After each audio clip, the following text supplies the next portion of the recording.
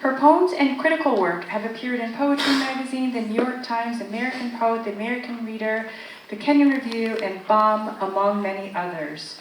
In 2015, Long Soldier was awarded a National Artist Fellowship from the Native Arts and Cultures Foundation and a Land and Literary Fellowship for Poetry. She was awarded a Whiting Writers Award in 2016 and was shortlisted for the Griffin Poetry Prize in 2018. In 2021, she received an Academy of Arts and Letters Award for Literature and the Michael Murphy Memorial Poetry Prize in the UK. Long Soldier earned a BFA from the Institute of American Indian Arts and an MFA from Bard College. She teaches in the MFA Creative Writing Program at the Institute of American Indian Arts and served as the 2024-2025 Endowed Chair at Texas State University. She resides in Santa Fe, New Mexico. I'm very excited to have Layli Long Soldier join us tonight at Poetry at Tech. I've been reading and admiring Layli's work for years. In our poetry class, who in my poetry class is here? Woohoo!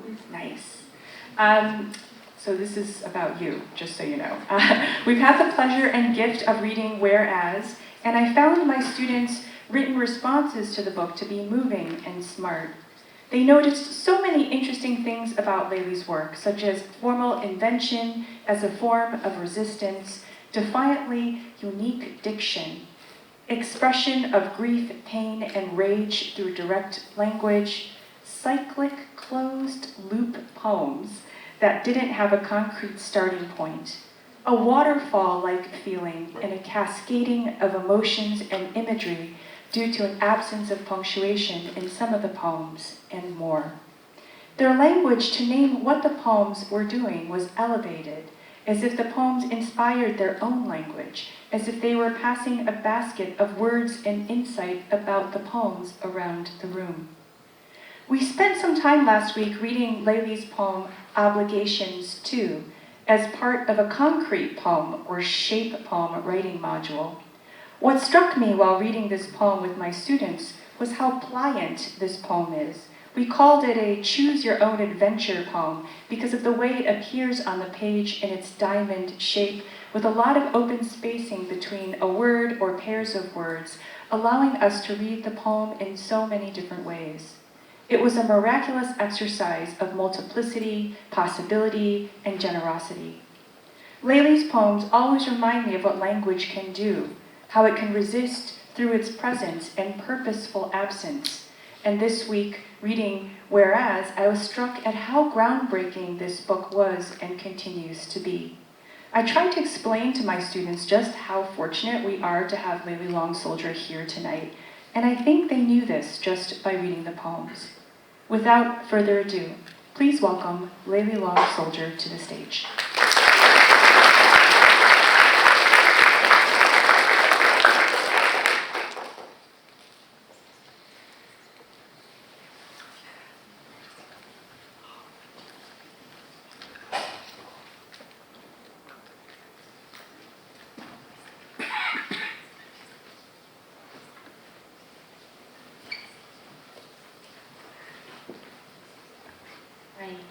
Can you hear me?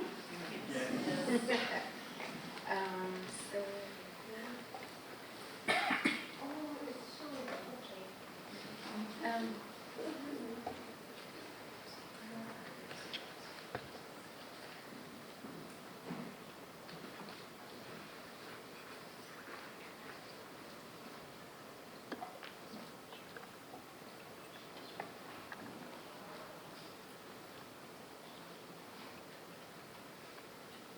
I'm so happy to be here. I feel a little bit like a diva tonight, asking all these special things to read, but we're trying to dim the lights a little bit.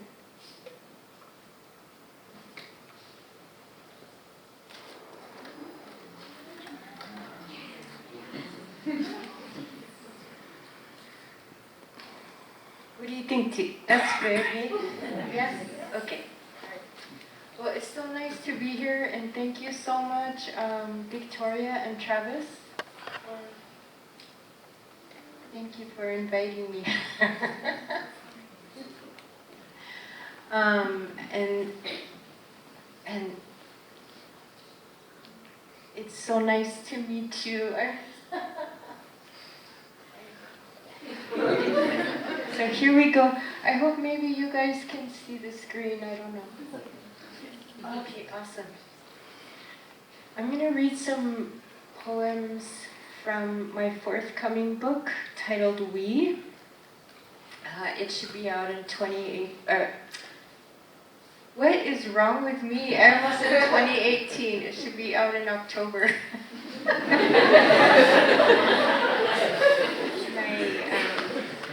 brain cells are not quite connected right now. Okay. This first piece is titled Metamorphosis. It's the second half of a very long essay. And the whole essay is titled Now You Will Listen, Trust Issues with American Schools and the Care of Native Children. So it's a very long essay that I wrote about my kid, some experiences they had in their school, which led me on a long trail of this sort of historical relationship with our children and the educational system. So this second half is where I kind of look at some of that history and how it is connected to present day. And the inciting incident, if you will, it was the discovery of the 215 children's remains at Kamloops residential school in Canada. I don't know if you guys remember that. That was like in 2021, I think. And so just for context, I am a Lakota person. Our Lakota communities extend far beyond the US border. So I think, I'm not sure, I think we have around 16 communities in Canada. So we consider the border is sort of obsolete. Our communities have been here for thousands of years. So it really hit home. What happens in Canada affects our communities here.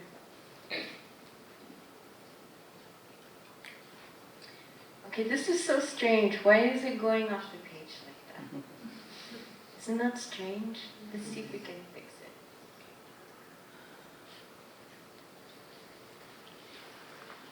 Don't look at my desktop. Let's see if we can fix this. Okay.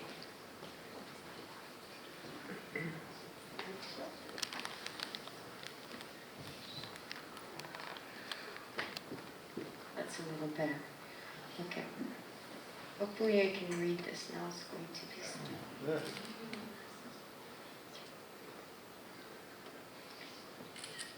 When we first heard about the discovery of 215 children's remains found at Kamloops Indian Residential School in Canada, you know, my child and I were rocked.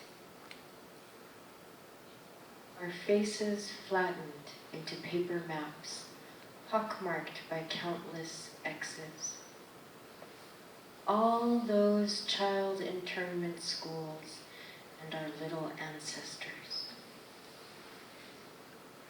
It felt strange as a mother to look toward the passenger seat of our car and encounter a 500-year sadness along my child's sweet mouth.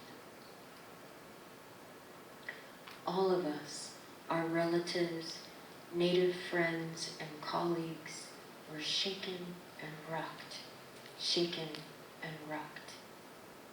We rode a seismic tremor through the land. Did you feel it? 3 of my relatives could not speak about the subject, as in they said, I can't talk about it. And their eyes watered with our words instead. To this I am witness. I am supposed to be a person with a command of language, yet I refuse to command anything at moments like this, as this is a hanging crystal. It twirls and we feel the glints of rage, grief, dread, emptiness along each edge. But do you know that crystals are formed by slow, pressured, magmatic metamorphosis? I want to remind my relatives that the crystal's metamorphic essence is thus its greatest, but I cannot say it. The word commands me to respect its privacy, protect its strength.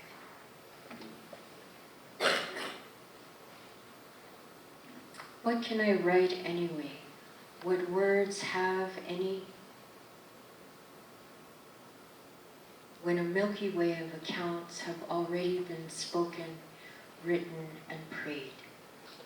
Among the many, our beloved ancestor, Zint Kala Shah, wrote about her boarding school days. And when I read her pages, I read a story we already know. Each word a concentrated, pressurized formation. Each line a crystallized vein through the bedrock of this land. Someone threw up the curtains, and the room was filled with sudden light.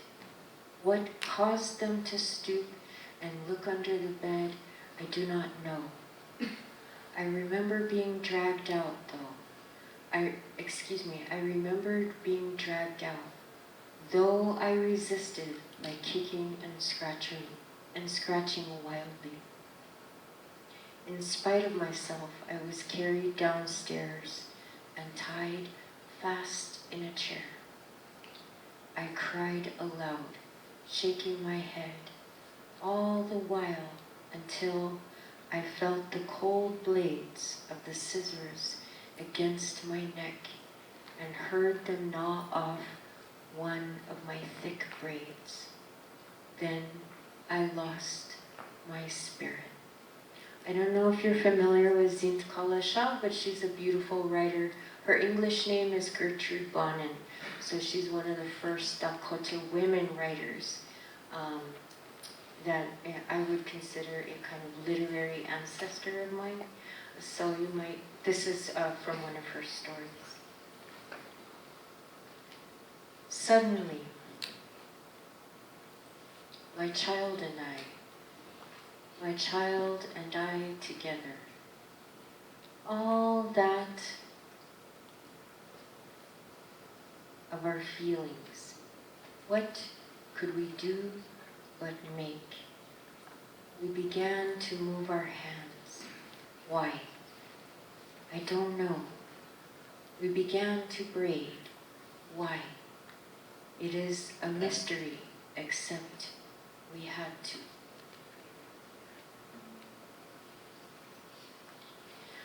So I don't know if you guys have seen, at my house, we had these big rolls of fringe, and so we had all different colors, and we used fringe to make some of our traditional clothing, like shawls and things. So my kid and I, we were really emotional. We didn't know what to do with our feelings.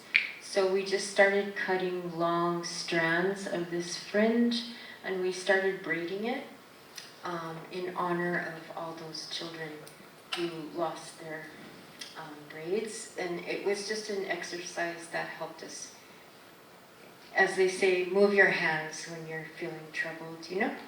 So we braided and braided. Our action accumulated. We moved our fingers along the strands with a firm hold but gentle touch, quickly yet carefully, as if braiding the hair of a niece or nephew in the morning before school.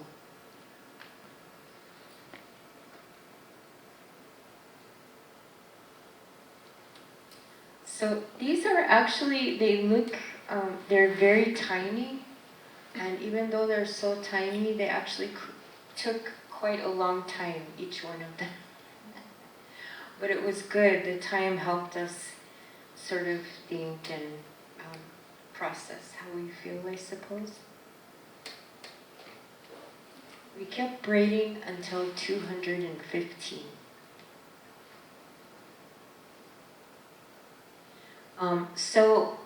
Yeah, we started braiding, and then we made it our goal to braid 215, one for each child. And then pretty soon I had this sense that I would want to maybe use those braids for something, and I didn't know what, but I started attaching the silver tips and copper wire at the ends so that eventually I could attach them.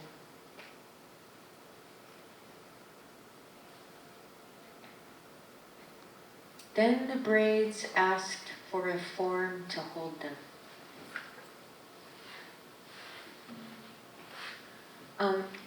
This here is a big roll of window screen.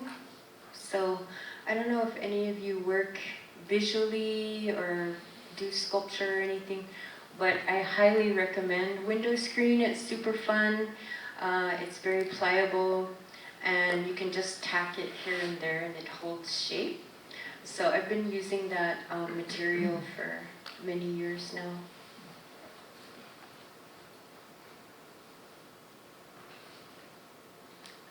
And then here you see I started attaching the tips, the braids, to the end of one of the pieces.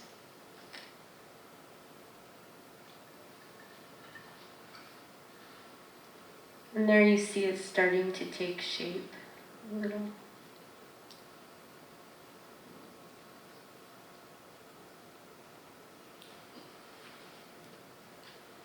A few mornings, Auntie came over to help us 3 generations making.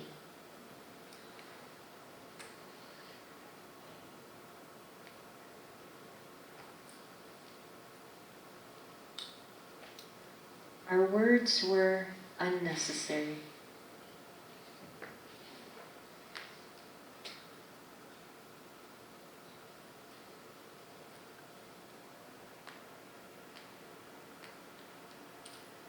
It was more important to be together on the land in our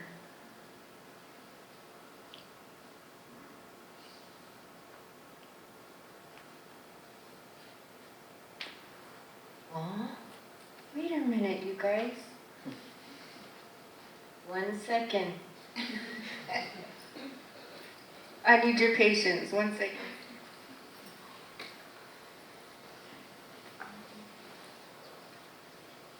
I don't know how that happened.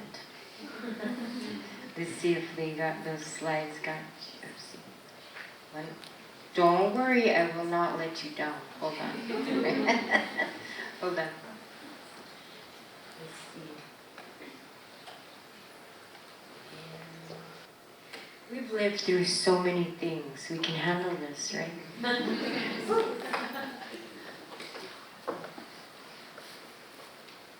This is nothing.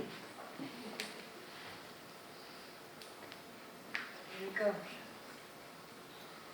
It was more important to be on the land. We trusted the process, a gradual metamorphosis of our little braids into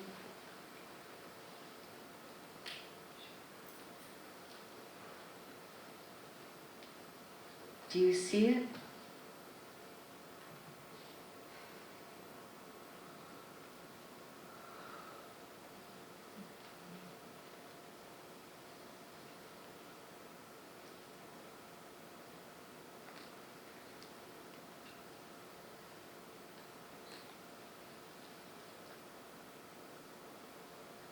And so we ended up making the form we felt like the braids were asking for, ended up being this traditional design, like a traditional Lakota design. It's called a wing dress. So that's what our women wore historically, but we felt like it ended up being the right thing to hold all of those braids.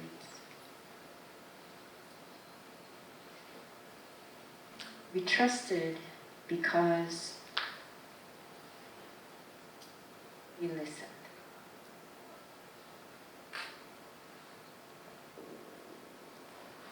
Very good. Okay.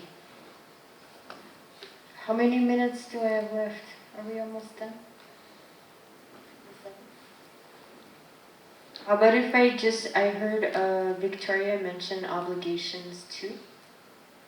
So I'll show you quickly. I can conclude with that poem, or maybe one or two of that set, but I'll show you where that poem comes from, just quickly here. And that's what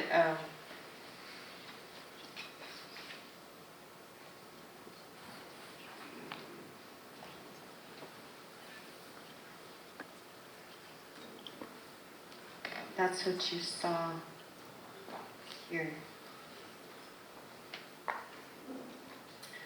So that poem, Obligations 2, comes from an exhibit that I had. I was part of an exhibition titled Midakuye Oyasin. And I don't know if you guys are familiar with that phrase, but in our language, Lakota language, it translates to something like we are all related or we are all relatives. So Midakuye Oyasin. And for that exhibition, I took a star quilt. Have you guys seen star quilts?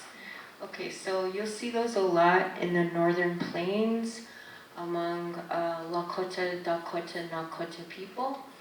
For some reason, we love star quilts. We give them to each other for birthdays, graduations, funerals, you name it. When you get older, you have a stack of them like that. So I took a star quilt pattern and I enlarged the diamonds to 1 foot long each. You can see here, I'm putting, and I got some heavyweight cotton paper, and I made poems for each section. You can see there's 8 sections. I made 8 poems for each section of that star quilt. So Obligations 2 comes from the second section of this quilt. It's hard to tell, this is my kitchen table, but this is 6 feet long, this section from the tip to the bottom. And this is when it all started to come together. I was putting it together on the floor. And then that's what it looked like. I made 2 of them. But the little white holes you see in the black one is the text. And this is other pieces in the exhibition. If I had more time, I would tell you more about those pieces. Well, this is to be continued. I'll tell you another time. We'll finish it. But those are my friends, Mary and Clementine Bordeaux. They were also artists in the show. And also my BFFs. So, this is Obligations 2, so I will read that. It seemed to be a poem that was circulated a lot, especially during the pandemic. I think people connected with ideas, the line about grief. All of these poems came from listening to interviews with six women in our community who were fluent in our language, and all of them were educators. And all of them talked about Midakuye Oyasin, what it is to be a good relative. And so one of the women was talking about grief. and a need to deal with, take care of the grief that we carry as a people, but also as individuals. As we embrace the future, we work to understand the grief. We shift into light across our faces. As we embrace the present, we struggle to find the grief. We shift into light across our faces. As we embrace the present,